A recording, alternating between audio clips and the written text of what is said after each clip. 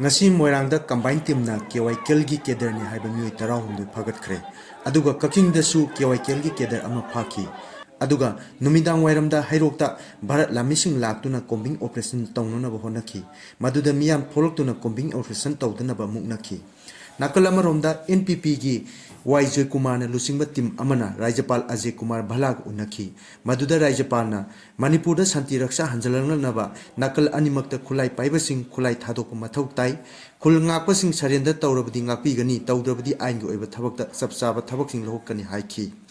masigi matungda cherol amasu Rajapal na tholoktuna sing amadi tamda leriba khulai sing numit 8 ni gi manungda surrender tawgadabani haina cheron tholaki aduga nakal amaromdana BJP ki MLA sing gi oiba meeting ama thamban sanglen da pangthokhi meeting aduda saruk yaroraba matungda tholakpada wai khemcha na hai media da mahang na hai kibada regional party ama semba hai base mangda mangra tambani hai na mahang na phongdokhi leader ji president oire aduna khoi mayam si amukta punna kaurga phaminana ba haibani athu matam lepa an atopa regional party ama form to boy adudi oidokpa yaba ponati da kana adu khoi di tabadi leite do kana ko na khalam yauraga di madu khoi mangda mangra tan gumjani matam yam lorisi matam yam kana logudina tri da ko so